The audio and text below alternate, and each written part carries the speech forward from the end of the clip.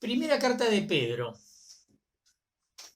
Se presenta como escrita por Pedro, apóstol de Jesucristo, capítulo 1, versículo 1, y más adelante en el capítulo 5, versículo 1, va a decir un testigo de los sufrimientos de Cristo. Se presenta de estas dos maneras. Desde Eusebio de Cesarea, en la historia eclesiástica, hasta el siglo XIX fue considerada auténtica de Pedro. Pero actualmente se han propuesto varios argumentos en contra de su autenticidad.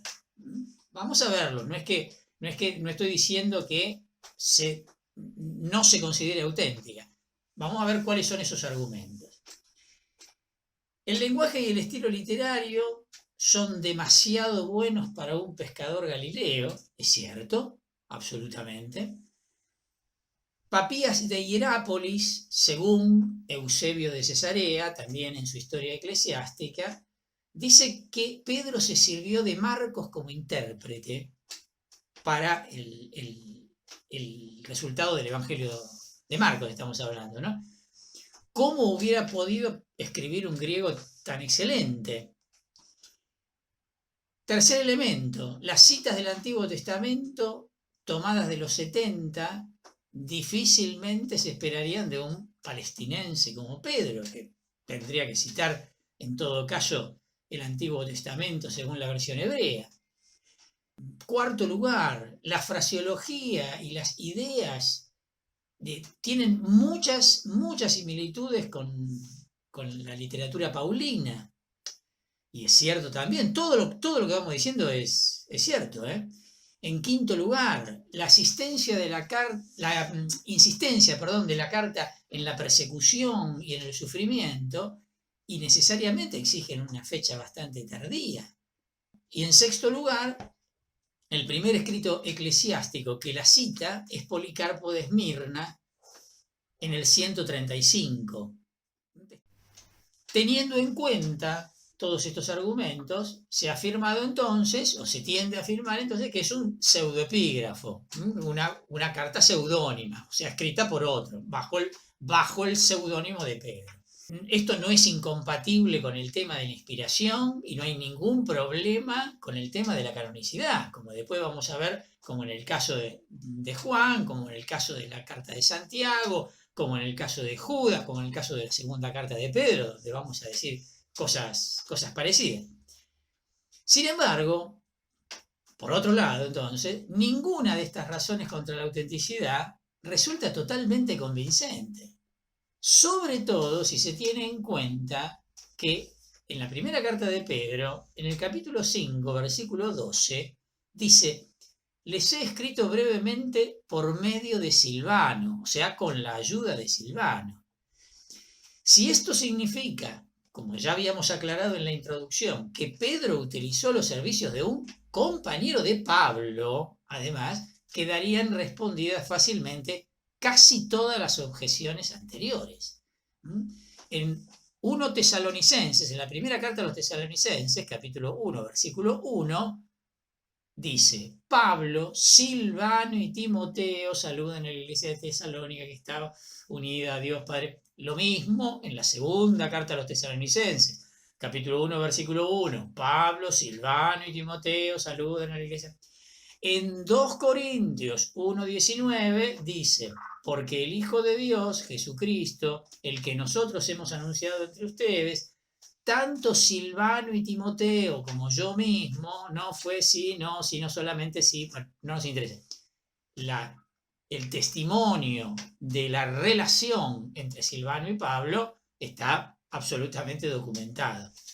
Silvano entonces habría actuado como secretario de Pedro, la sustancia de la carta le habría sido dictada y él habría puesto el lenguaje, la fraseología, como también las citas del Antiguo Testamento según la versión de los 70, las citas del Antiguo Testamento que le indicaba a Pedro. No habría ninguna dificultad en admitir esto. Ahora sí, en cuanto a la fecha, motivo e intención de la carta. A ver, admitiendo la autenticidad de la carta, en este sentido más amplio que planteamos recién, tendríamos que fechar esta carta a más tardar en el año 64, o sea, antes de morir Pedro en Roma durante la persecución de Nerón, que tuvo lugar ese año, según también la historia eclesiástica de Eusebio. La carta va dirigida a los elegidos que habitan en la diáspora del Ponto, Galacia, Capadocia, Asia y Bitinia, según dice en el versículo 1 del capítulo 1. Son pagano-cristianos, entonces, que viven en la zona norte y este del Asia Menor. Cuando acá dice de la diáspora, no se refiere en realidad a la dispersión de los judíos, sino que designa figuradamente a los paganos que como nuevo pueblo de Dios, como va a decir en el capítulo 2, versículo 10, están dispersos como extranjeros en el mundo, pero que no tienen en el mundo su verdadera patria, que es un tema que aparece frecuentemente, el tema de las cartas, incluso en cartas de otros apóstoles que no están incluidas en el canon.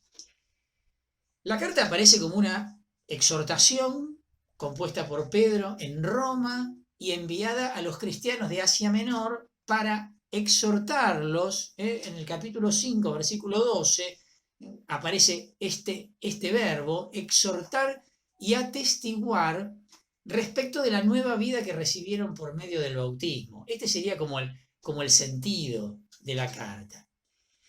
Evidentemente por las notas que hay, están sufriendo persecución, pero esta no necesariamente la tenemos que identificar con una persecución oficial, con las persecuciones que tenemos en mente del Imperio Romano. De hecho, en alguna oportunidad aconseja obedecer a las autoridades civiles, incluso al emperador. En el capítulo 2, versículo 13 al 17, nos encontramos con un texto que dice lo siguiente: respeten a toda autoridad humana como quiere el Señor, ya sea el rey porque es el soberano, ya sea a los gobernadores como delegados por él para castigar a los que obran el mal y recompensar a los que practican el bien. La voluntad de Dios es que ustedes, practicando el bien, pongan freno a la ignorancia de los insensatos. Procedan como hombres verdaderamente libres, obedeciendo a Dios y no como quienes hacen de la libertad una excusa para su malicia. Respeten a todo el mundo, amen a sus hermanos, teman a Dios, honren al rey. No parecería que estuviéramos en un ámbito de persecución en ese sentido. El sufrimiento, la calumnia y la persecución de la que hablan parece venir de los vecinos paganos, que los desprecian y maltratan por el nombre de Cristo. Miren lo que dice en el capítulo 4, versículo 12 al 14. Queridos míos, no se extrañen de la violencia que se ha desatado contra ustedes para ponerlos a prueba como si les sucediera algo extraordinario. Alégrense en la medida en que puedan compartir los sufrimientos de Cristo. Así, cuando se manifieste su gloria, ustedes también desbordarán de gozo y de alegría. Felices si son ultrajados por el nombre de Cristo, porque el Espíritu de gloria, el Espíritu de Dios, reposa sobre ustedes. Pedro les está escribiendo para animarlos a que se mantengan fieles a su vocación. Miren lo que dice en el capítulo 2, versículo 9 al 10. Ustedes, en cambio, respecto de lo anterior, ¿no?, son una raza elegida, un sacerdocio real, una nación santa, un pueblo adquirido para anunciar las maravillas de aquel que los llamó de las tinieblas a su admirable luz. Ustedes, que antes no eran un pueblo, ahora son el pueblo de Dios. Ustedes, que antes no habían obtenido misericordia, ahora la han alcanzado. En cuanto al género literario, aunque Pedro presenta la forma externa de una carta, con una fórmula inicial, que aparece en los 2 primeros versículos del capítulo 1, y un clarísimo saludo de despedida, que aparece en el capítulo 5, del versículo 12 al 14, muchos piensan que se trata de un sermón o de una homilía.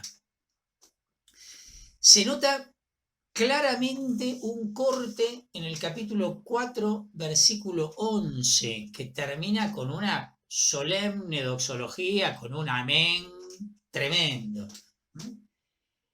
En la parte anterior, sacando el saludo, entonces, del capítulo 1, versículo 3, al capítulo 4, versículo 11, las referencias al bautismo son tan numerosas que puede considerarse seguramente, como muchos piensan, como una exhortación bautismal incorporada a la carta.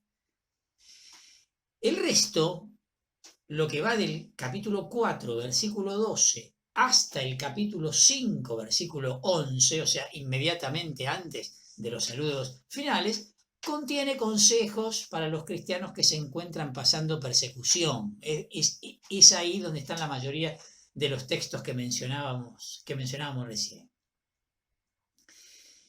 Hay quienes afirman que la carta representa un conjunto de plegarias y homilías, lo que correspondería a la parte del celebrante, de una liturgia bautismal celebrada incluso en la vigilia pascual, celebrada en la Pascua.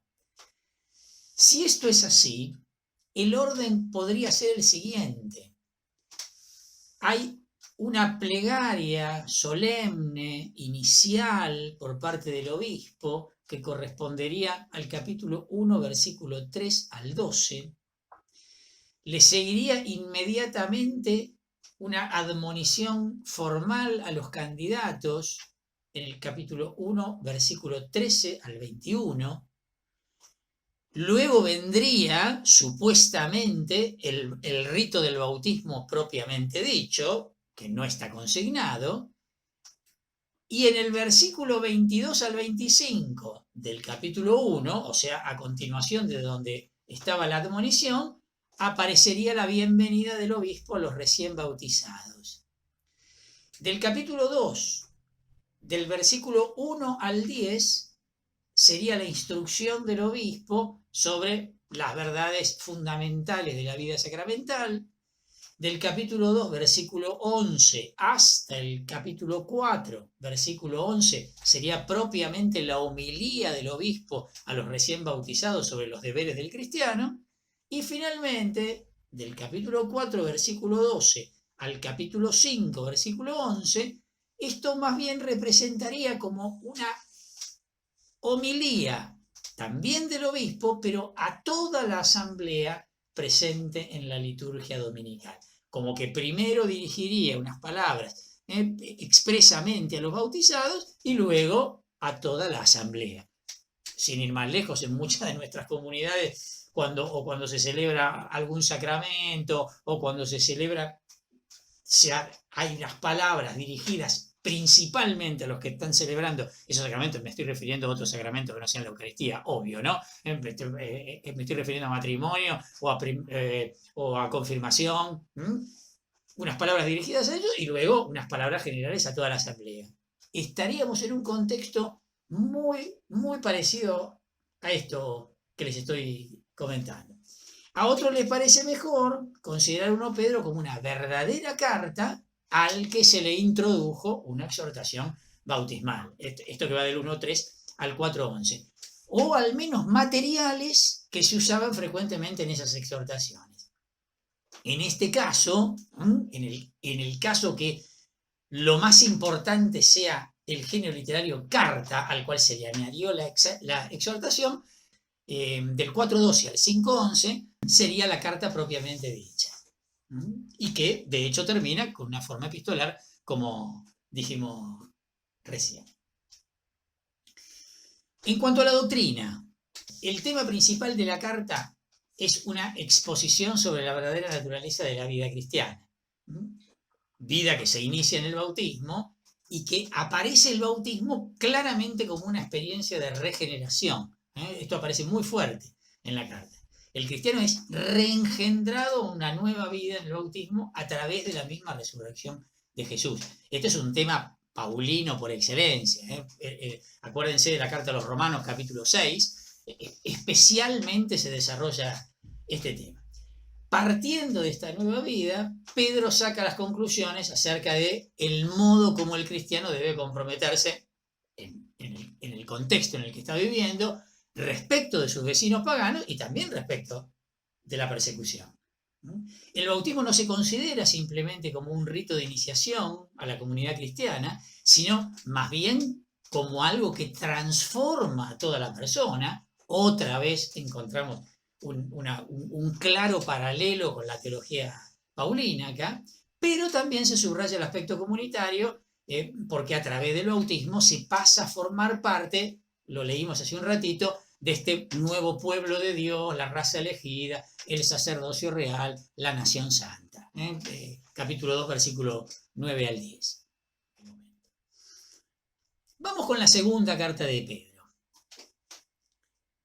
La paternidad petrina de esta epístola se afirma claramente en el capítulo 1, versículo 1.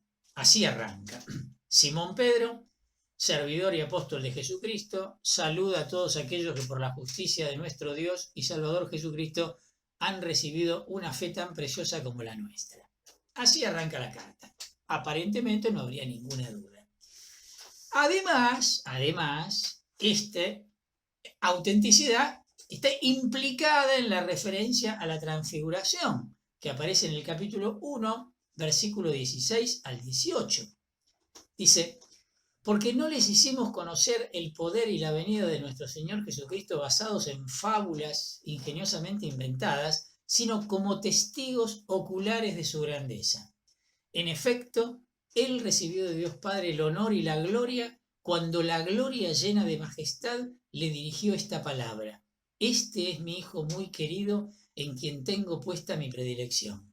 Nosotros oímos esta voz que venía del cielo mientras estábamos con él en la montaña santa.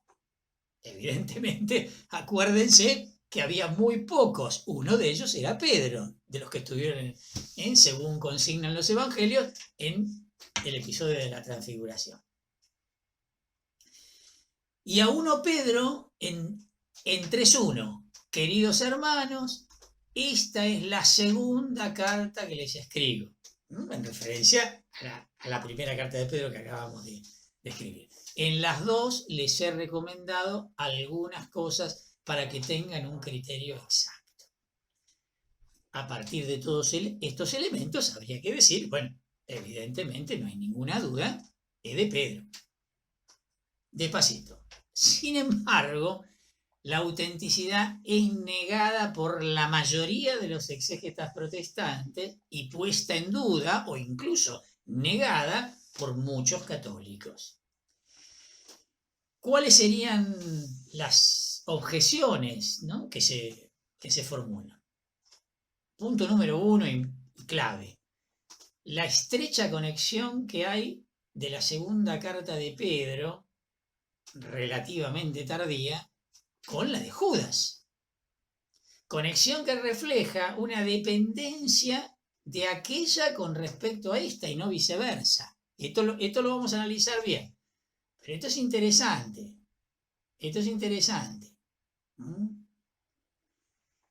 El indicio de una situación claramente post-apostólica que aparece en el capítulo 3, del 2 al 4.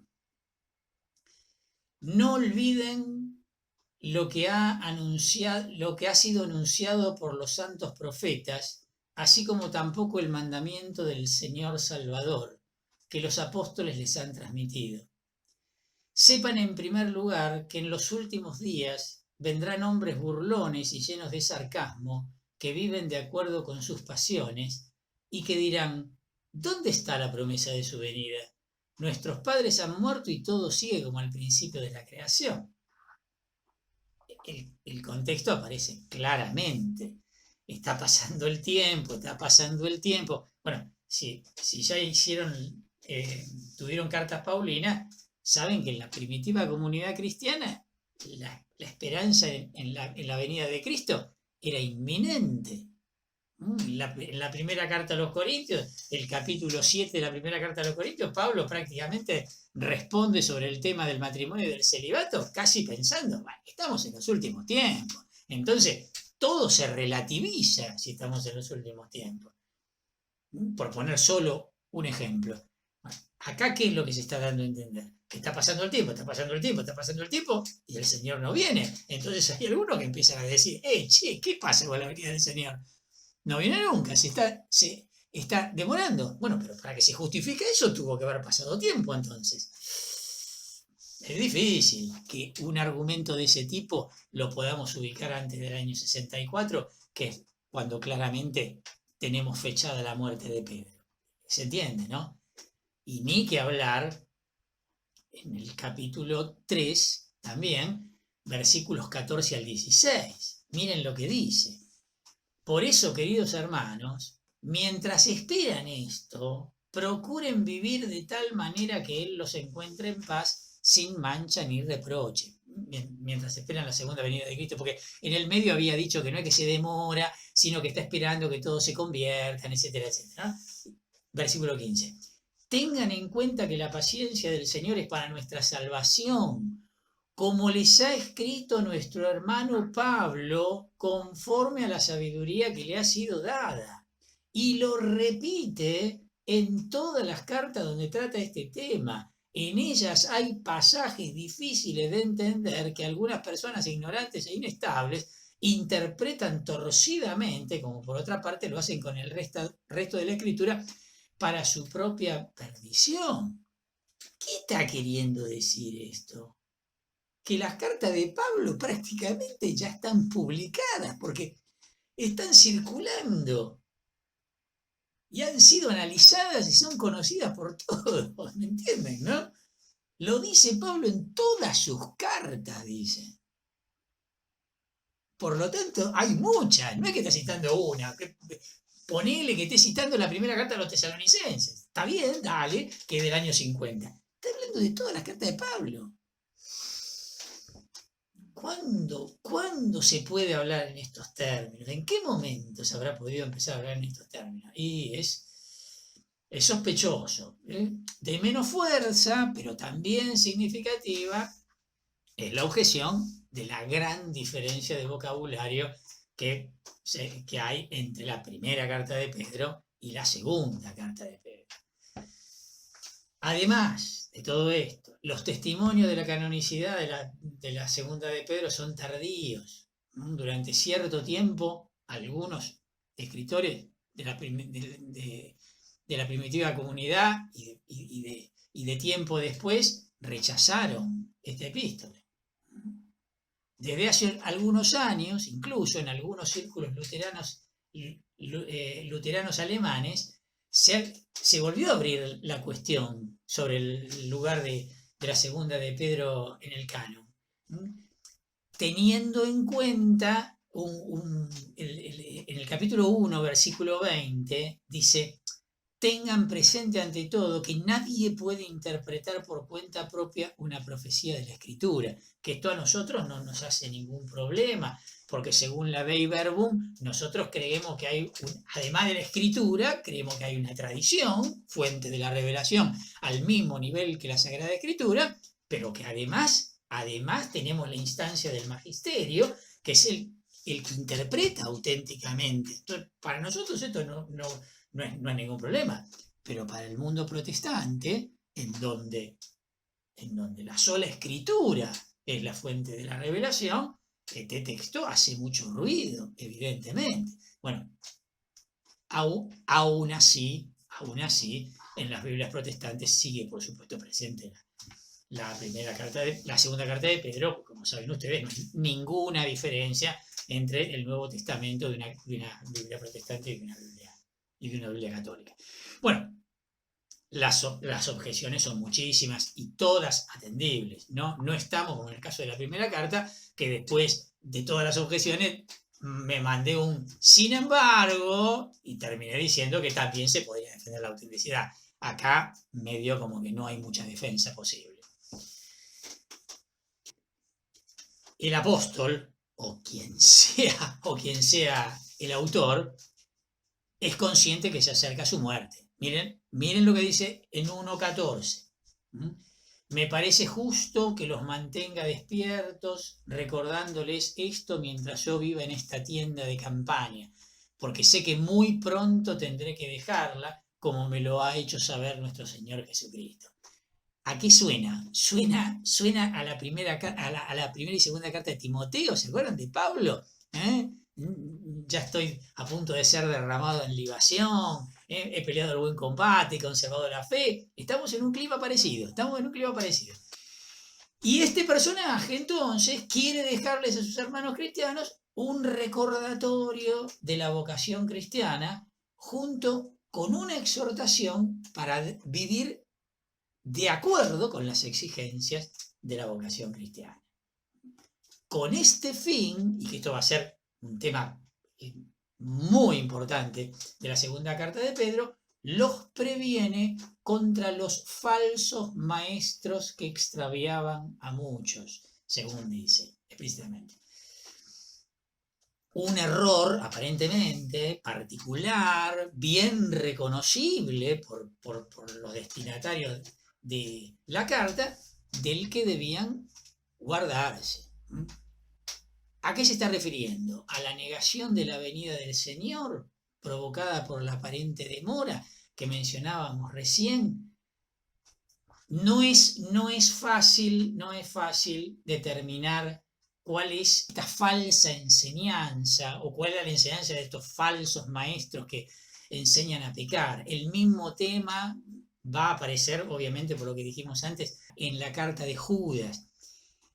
Parecería que habría que identificarlo con el gnosticismo cristiano que abundó en los primeros siglos y que va a haber varias cartas, entre ellas en el conjunto de las católicas, va a ser uno de los temas que tienen en común. Acuérdense también de la primera carta de Juan, fuertemente. Podría ser esta doctrina sobre la que está advirtiendo la segunda carta de Pedro y, por supuesto, la carta de Judas.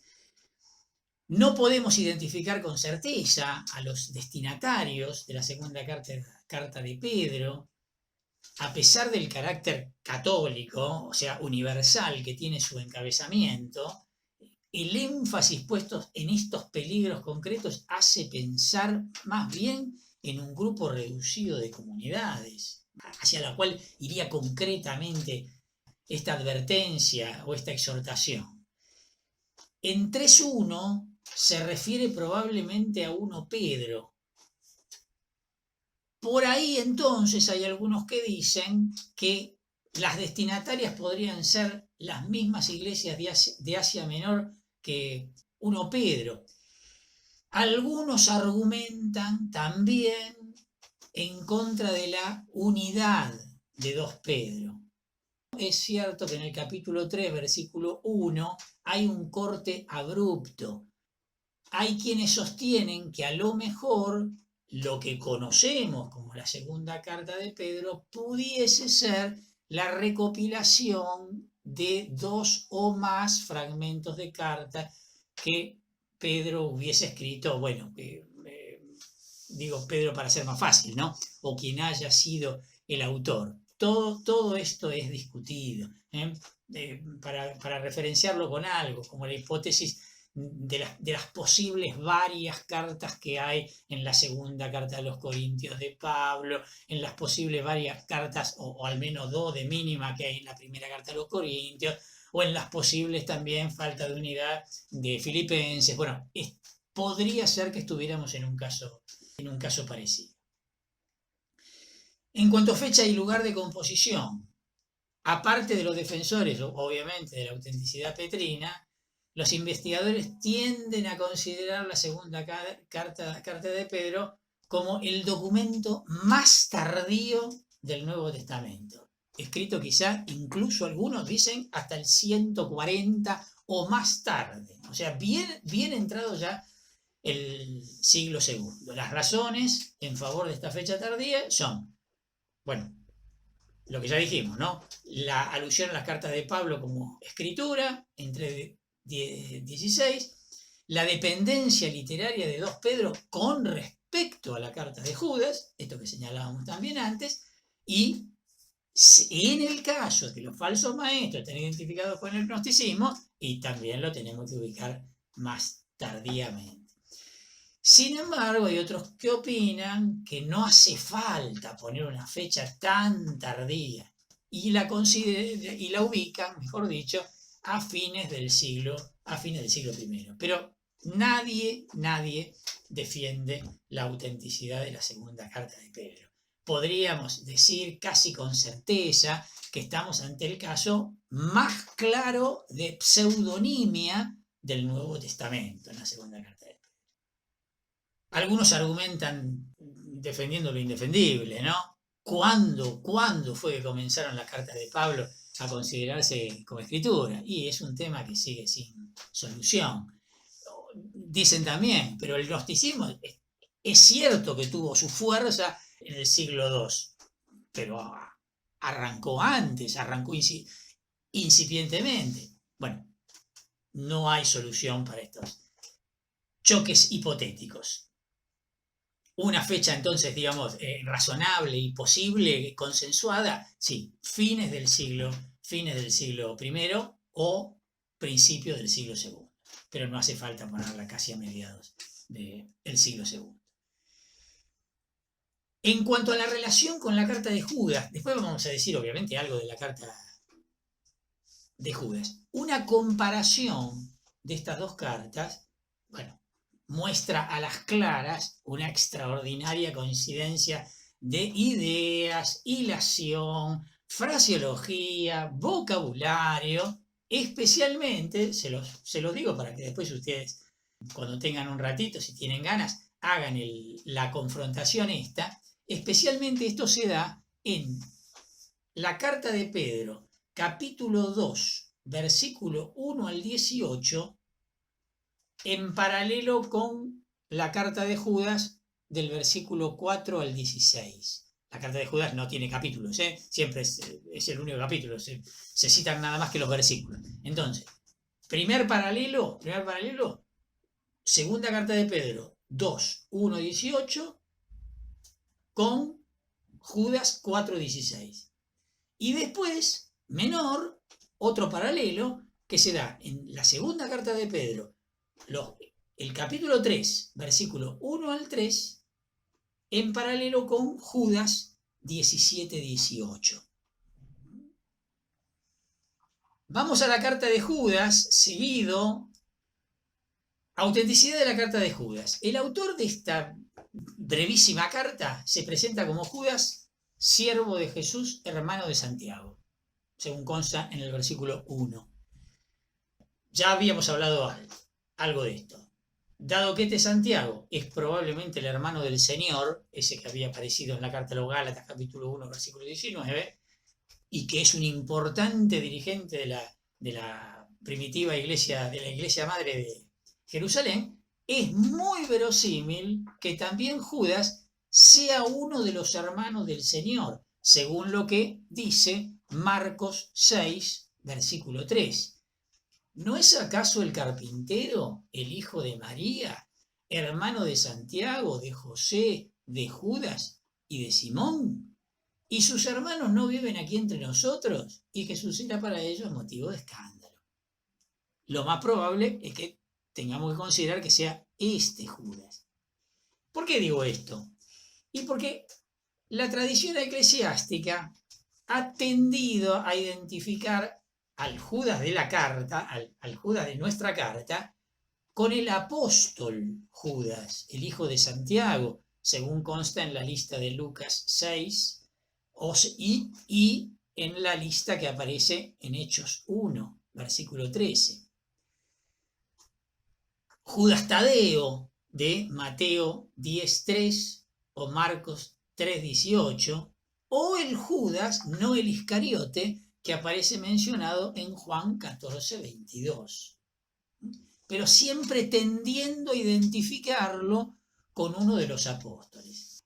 La mayor parte de los exégetas actuales, incluyendo los católicos, se inclinan por negar esta identificación. Me refiero a la identificación con algún Judas apóstol. Una razón adicional es la alusión a los apóstoles que hace en el versículo 17, que la hace en tiempo pasado y en tercera persona. En cuanto a ustedes, queridos míos, acuérdense de lo que predijeron los apóstoles de nuestro Señor Jesucristo. Estamos ante un caso similar al que nos vamos a encontrar en el libro del Apocalipsis, cuando lleguemos, cuando el Juan del Apocalipsis no tiene ningún interés que lo identifiquen con el apóstol. Cada vez que habla de los apóstoles, igual que esto que acabamos de leer, habla de ellos en tercera persona, habla de ellos los apóstoles. Por lo tanto, yo no tengo nada que ver con él. Bueno, acá parecería estar pasando exactamente lo mismo. La pregunta de 1 Corintios 9:5 podría dar a entender que estaba casado y que habría emprendido algunos viajes apostólicos también. ¿Por qué no? ¿Qué dice? 1:9, vamos a leer desde el 4 para que se entienda, ¿no?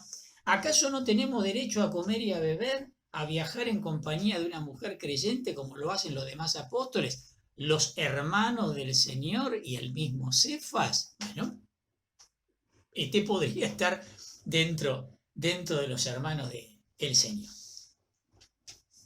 ¿Es realmente Judas, hermano de Santiago, el autor de esta carta? Entre las razones para ponerlo en duda se incluyen las siguientes. No es que estamos poniendo en duda, a ver, entiendan lo que estoy queriendo decir ahora, ¿eh? No es que estamos poniendo en duda que Judas sea hermano de Santiago, no, esto estaría fuera de discusión. Justamente acabamos de defender esa hipótesis, la relación entre Judas y Santiago. Lo que estamos preguntando ahora es si él es el autor de la carta y no estamos también en un caso de pseudonimia. ¿Se entiende lo que quiero decir? La persona de Pedro a la que se refiere la segunda carta de Pedro, sin duda que es Simón Pedro. Aún así, nosotros pusimos en duda la autenticidad de la carta, pero no porque sea otro Pedro distinto a Simón Pedro, sino porque la escribió otro, haciéndose pasar por Pedro. Bueno, acá lo que estoy considerando ahora en este momento es eso, ¿eh? No si Judas es hermano o no de Santiago, sino si ese Judas, hermano de Santiago, escribió realmente él la carta o estamos ante un caso de pseudonimia. Eso es lo que estamos decidiendo en este momento o investigando en este momento. Los argumentos en contra son el uso de un estilo griego culto, estamos en lo mismo que venimos diciendo de todos los palestinenses, por decirlo de algún modo. La probabilidad de que los destinatarios sean pagano-cristianos y no judeo-cristianos, que sería lo esperable de una carta escrita por un Judas, hermano de Santiago, y además ciertos indicios de una fecha tardía de composición. Otra vez, bueno, este es el mismo problema que tenemos con todos los escritos del Nuevo Testamento, que haya que ubicarlos tardíamente, porque obviamente se nos muere la generación apostólica, se me desconectan de la generación apostólica, ¿no? Entre los exégetas protestantes se inclinan más bien por la pseudonimia, si bien estiman que no puede excluirse la posibilidad de que sea auténtica. Entre los católicos, bueno, como siempre, se inclinan a favor de la autenticidad. Algunos antiguos comentaristas dudaban que la epístola fuera genuinamente inspirada, este es un tema serio, por el hecho de que cita dos libros no canónicos, la Asunción de Moisés, versículo 9, ahora bien, el mismo arcángel Miguel, cuando se enfrentaba con el demonio y discutía con él respecto del cuerpo de Moisés, no se atrevió a proferir contra él ningún juicio injurioso, sino que dijo solamente que el Señor te reprima. La Asunción de Moisés es un apócrifo del Antiguo Testamento. Y el libro de Enoc cita también, en los versículos 14 y 15. A ello se refería Enoc, el séptimo patriarca después de Adán, cuando profetizó: ya viene el Señor con sus millares de ángeles para juzgar a todos y condenar a los impíos por las maldades que cometieron y a los pecadores por las palabras insolentes que profirieron contra él. ¿Qué pasaba? Y se pensaba que un autor inspirado tendría que haber sido capaz de distinguir entre los libros canónicos y los no canónicos. Un autor inspirador no podría haber citado 2 libros apócrifos. Hay quienes escriben este argumento. La carta representa una suerte como de medida de emergencia para contrarrestar el peligro que estaría acosando a ciertas comunidades cristianas, que es lo mismo que acabamos de decir de los falsos maestros, esto de la segunda carta de Pedro. Miren lo que dice en los versículos 3 al 4. Me he visto obligado a hacerlo con el fin de exhortarlos a combatir por la fe que de una vez para siempre ha sido transmitida a los santos. Porque se han infiltrado entre ustedes ciertos hombres cuya condenación estaba preanunciada desde hace mucho tiempo. Son impíos que hacen de la gracia de Dios un pretexto para su libertinaje y reniegan de nuestro único dueño y Señor Jesucristo. ¿Ven? La vehemencia que hay en estas palabras. Otra vez, lo mismo que en la segunda carta de Pedro, a pesar del carácter general que presenta el encabezamiento, en el versículo 1, igual que 2 Pedro, la carta parecería estar dirigida a comunidades concretas, que es donde está viendo el riesgo que pretende evitar. Las alusiones y citas del Antiguo Testamento, y de los escritos apócrifos que acabamos de citar, hacen pensar más bien en lectores judeocristianos, pero el tipo de infidelidad que se ataca y parece aludir a un entorno pagano. ¿Ven? Ahí hay una cosa que como que no cierra. Por un lado, digamos, todo daría a entender que va dirigida a judíos, pero por otro lado, el peligro no es de judíos este peligro. ¿Estamos? Quizá la situación más probable es que sea la de unos judeocristianos de la diáspora, posiblemente ciertas comunidades de Siria, y que estuvieran también de alguna manera a merced de estas doctrinas. Pero es hipotético. Los indicios en cuanto a la fecha y lugar de composición, ¿no? Los indicios de una fecha tardía, como decíamos recién, la alusión a los apóstoles como perteneciente al pasado, esto que hemos leído recién en el versículo 17, la fijeza del depósito de la fe, da a entender un depósito de la fe ya fijado en el versículo 3, queridos míos, yo tenía un gran deseo de escribirle acerca, lo leímos recién, ¿no? A fin de exhortarlo a compartir por la fe que de una vez y para siempre ha sido transmitida a los santos, como algo ya transmitido, y ciertos síntomas de gnosticismo cristiano. Tenemos que repetir un montón de cosas que ya dijimos de la segunda carta de Pedro, pero por lógica, porque son muy parecidas. En consecuencia, no parece escrita antes de fines del siglo I, ¿no? Lo mismo que hemos dicho, lo mismo que hemos dicho de la segunda carta de Pedro. Aunque sí, tenemos que admitir que tuvo que haber sido escrita antes de la segunda carta de Pedro. El lugar de composición es desconocido, teniendo en cuenta esto del trasfondo judeocristiano de los hermanos del Señor, es muy probable, como dijimos recién, que el contexto sea una comunidad judeo-palestinense, probablemente en Siria, pero tampoco es seguro. Cuando hablábamos de la dependencia literaria, lo que queríamos decir cuando decimos que Judas depende, la segunda carta de Pedro depende de Judas, está citando a Judas. ¿Por qué lo decimos? Y hay un dato que es casi definitivo, o mejor dicho, 2 datos que son casi definitivos. Es raro que una carta más breve esté conociendo una más larga y termine siendo más breve. ¿Se entiende? Si Judas conoció la segunda carta de Pedro y la toma como referencia, la hubiese tomado entera como referencia e incluso la hubiese completado según su propia perspectiva. Punto número 1. Es raro. Es raro, no imposible, pero es raro. Pero la otra, la que les decía recién, que es contundente,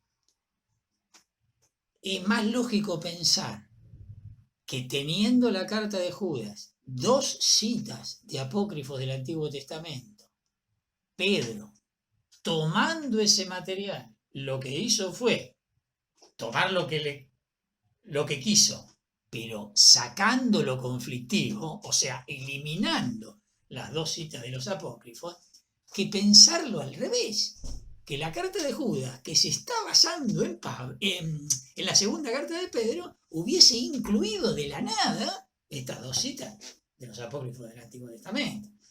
Con lo cual, casi podemos poner las manos en el fuego, que es la segunda de Pedro la que usó la carta de Judas y no al revés.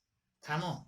¿Sí? Esto en cuanto a lo que dije muy rápidamente al principio de la mutua dependencia y de cómo se realiza, en qué dirección se realiza realmente esa dependencia entre las dos cartas.